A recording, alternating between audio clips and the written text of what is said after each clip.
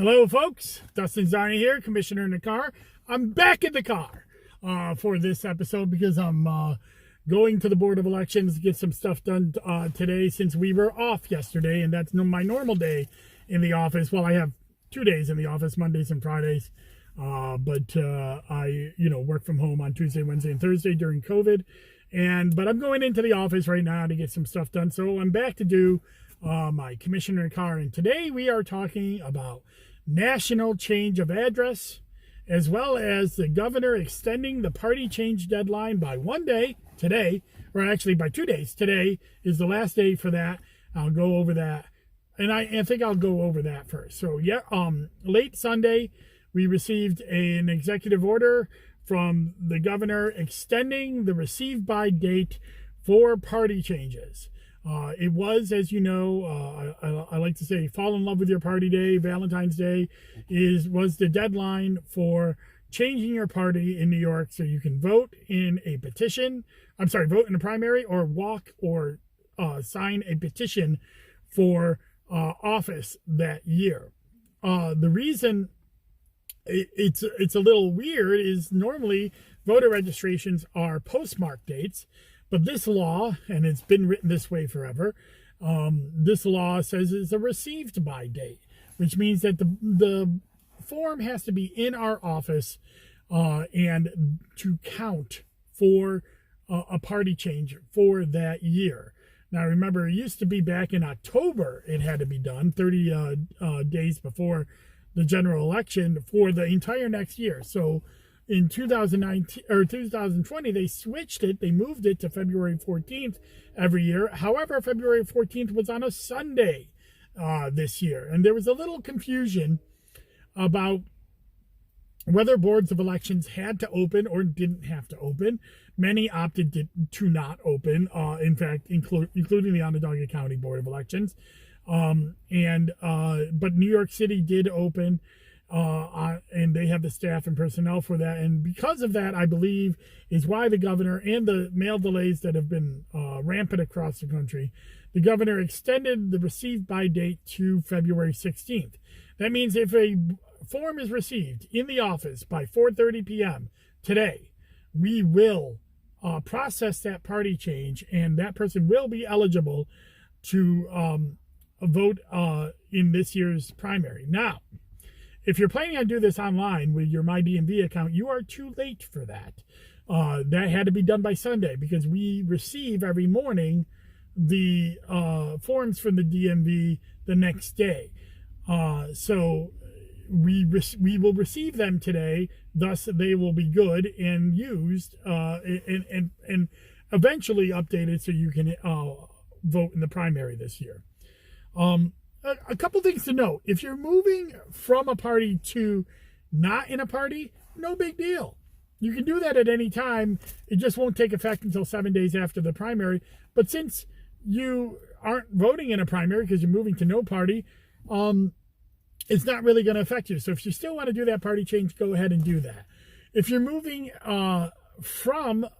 if you're a new registrant, a brand new registrant, haven't registered in New York at all, then you can have up until 30 days before Election Day to get your ballot in. And then finally, if you're in an area where there is no primary and you don't care about being able to sign or walk a petition, you don't have to do it. So if you're outside the city of Syracuse, and I think there's only one primary that might happen outside the city of Syracuse, although we won't know that till about April 1st, then you don't have to really worry about getting this done today. But if you can get it done today, come down to our office, 4:30. You have to do it in person now. Mailing it or doing it online on DMV will not count, although we will process it and it will be effective after the primary.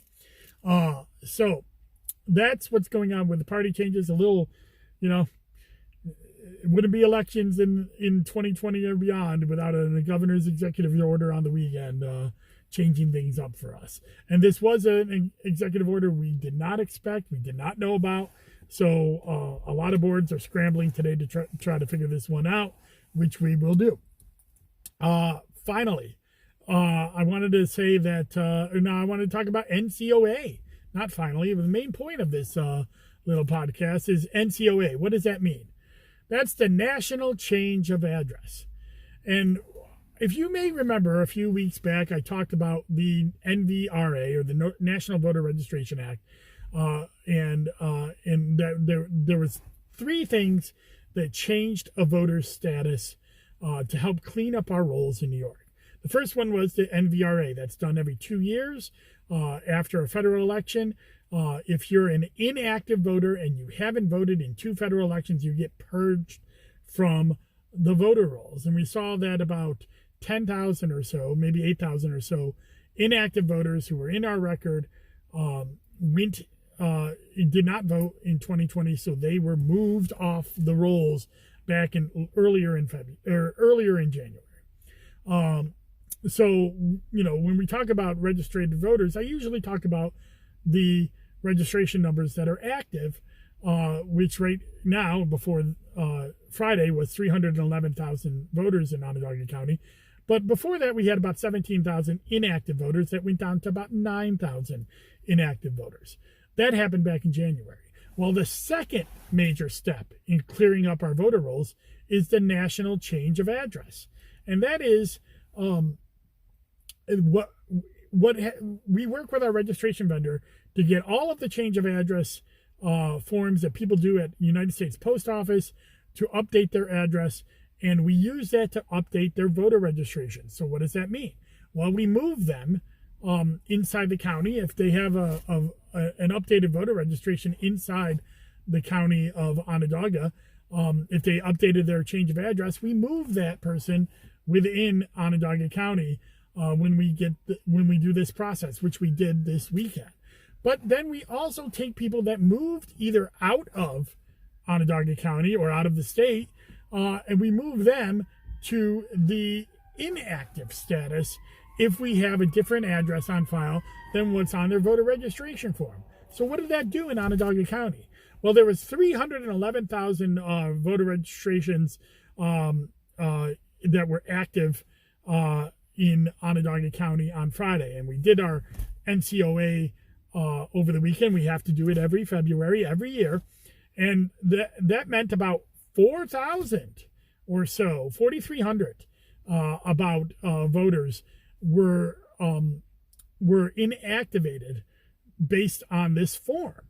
So if they put in a change of address form with the post office, and we have a different address on file for them here in Onondaga County, they will get put in the inactive status. So that dropped our active voters down from 311,413 to 307,099 over the weekend. So what happens when you're in active status? Well, you can still vote, but you have to vote by affidavit ballot, and that's and by the way, new laws that have been in place for the last couple of years have made that even easier. We have laws in place that mean that I believe it was a court ruling that came into file that meant that we had to put the inactive voters in our poll books now. So if a voter comes to a polling place and we can see they're inactive, we can see where their old address was and guide them through updating their address. However, if you wanted to check to see whether you were inactivated or not, you can go to onvote.net and check your voter registration. It should be on there, and it'll tell you whether you're active or inactive. If you're inactive, and then all you have to do to reactivate it is submit a voter registration form with your proper address. And if it was done wrong, give us a call at 315-435-VOTE. We'll be happy to help you out, or email us info@elections. I'm not sure of the email, but it's right on our website, onvote.net, under the contact information. You can get our general email line as well. So now I did mention that the third step is our mail check cards. Those will go out in April, and they will have your current polling place on there. And if those mail check cards come back either undeliverable or you moved inside the county, we will then update your addresses for you if we have time before the next general election. We usually get to the change of addresses It's the ones that move or are undeliverable out of the county that sometimes don't get done. But our goal and that's usually in presidential years where we have 3 different elections, because we can't do it 90 days before an election. So, but this time we do have that opportunity to do that. And we'll probably be doing that over the summer. So that will be the next thing that moves people around, cleans up our rolls, moves people off the voter rolls to inactive, or to the deceased ones might move to purge. But again, I'm probably there's very few that go to purge. It's mostly moving from active to inactive. That way people can still vote in New York. So that is all I got for Commissioner in the Car today. It's very quick. There's a lot of things going on in the office. We're getting ready for village elections in March, and we run the Village of Manlius elections, which means that we do everything from nuts to bolts. We assist with other elections, either by providing machines and programming, or or other ways, providing voter rolls, that kind of thing. Many times those village elections are done by the clerks. Next week, I'm going to go over village elections a little bit more in our Commissioner in a Car segment, so I can kind of let you know what's going on. The Onondaga County Democratic Committee is having their designation meeting on tomorrow night. And so if you're a committee member watching this, make sure you get your ballot in today so your vote counts. It's going to be a Zoom meeting, and then we'll know who the Onondaga County Democratic Committee says are their Democratic candidates for the fall. Obviously, people will decide whether they want a primary after that. And then finally, we have, actually, I'm not really sure I have much more. I don't see any questions. I didn't see any questions on Facebook either that people wanted to know about. But if you ever have any questions, you can contact me on Facebook or Twitter, or whatever is your preferred mode of pestering me, and I'm happy to answer any questions. It's not a pester. It's really not a bother. I will be on the Political Leadership Institute's How to Get on the Ballot segment later tonight on February 16th. Oh, yes, I did forget about one thing. My Sunday seminars I launched this weekend. I'm going to be doing once a month a Zoom call teaching a seminar on Board of Elections related topics starting on Sunday, February 28th at 4 p.m. I'm going to be doing a Get on the Ballot segment of the, teaching you how to get on the ballot, talking about designating petitions, which are in March, independent nominating petitions, which start in April, and caucuses, which start in March and go all the way through July. Everything you need to know about how to get on the ballot in New York, whether you're a candidate or a campaign person, whether it's this year or in the future. If you're interested in doing that, go to the Facebook event and sign up, and I will send out a Zoom link that morning for people to participate. And yes, I will rebroadcast that later that day. I'm also down to one Zoom with Zarni a week. This week, I'll be talking to the Fair Maps people. I'm not sure exactly who I'm talking to yet, but we're going to be talking about the city of Syracuse application process for the Independent Redistricting Commission that is being launched. That should be going up in the next couple of days, and so we'll be covering it on my Zoom with Zarni either on Thursday or on Friday, depending on when that is all done. Tomorrow, I'll be doing my Wonky Wednesday series with the town of DeWitt, and the biggest all Democratic town in the county in terms of representation. And so we'll be diving into the town of DeWitt and what makes it so blue. And then so that's what I got. Now next week I'll be talking with Francis Knoll on my Zoom with Zarni. He's the city of Syracuse Democratic chair. He'll be talking about the candidates that the OCDC is putting forward for the city elections. And then in the future, I'll be talking to Bridget Kenny of Flip the Ledge, who are going to talk about the candidates that are going forward in the county ones. And then the towns will be starting to take care of as they hold their caucuses and announce their candidates or after the petition process. So stay tuned for that.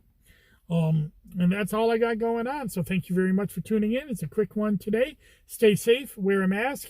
I'm very happy to report that I have an appointment for a vaccination because I have several comorbidities. I am an overweight man. I'm also type 2 diabetic and have sleep apnea. And these are things that have qualified me. And, I wrestled with whether this is something that I should do or not and jump ahead of other people that I know and love, and whether I should wait until when my entire family can do it. And I've decided to get vaccinated because that's my best way of protecting people and my family, as well as everyone else I come in contact with. So I am eligible. I'm going to get my vaccination. If you are eligible, please go get your vaccination. It's how we can help each other. Oh, we do have one last question slipping in before the end of Zoom with Zarni. It's Judith Jerome says, do you have any special way for keeping phone numbers up to date on the election roll? No, I do not. And I'll tell you why. The reason we have such problems with having up-to-date phone numbers is that it's optional. Voters do not have to submit it.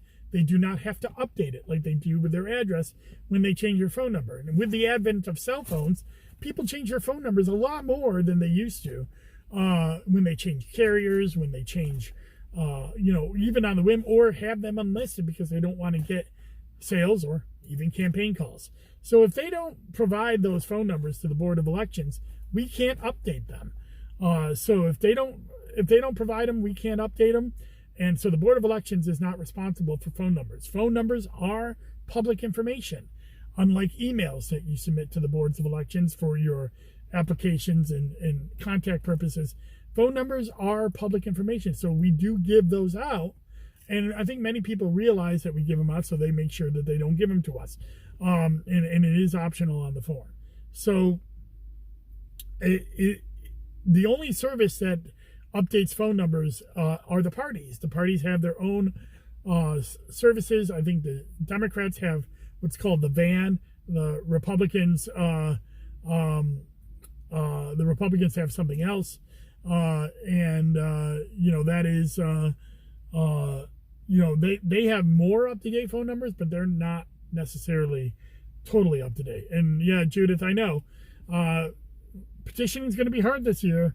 And a lot of people are thinking about making phone calls for petitions, and I think I'm planning on doing that too, but you're going to have a lot of wrong numbers. So you may have to go to your neighbors and have socially distanced and give them the clipboard while staying 6 feet apart and having them sign the petition. So I'm a committee member. I got to do that myself. I'm trying to figure out ways to do that myself. All right. I think I'm going to end my commissioner in car. I got to get into the office, get some stuff done. But if you have any questions, please get in contact with me. Looking forward to talking to all of you, seeing you out there. Good luck to the candidates that are going up tomorrow night with OCDC. Just putting your name on the ballot for the designation process is a brave thing to do, and I thank you for doing it. And I look forward to a healthy primary season. I'm sure there will be primaries. I'm not going to even pretend that there's not. And then whoever those primary candidates win at the ballot box, that's who we should support against the Republicans in the fall. So thank you very much. See you later. Bye-bye.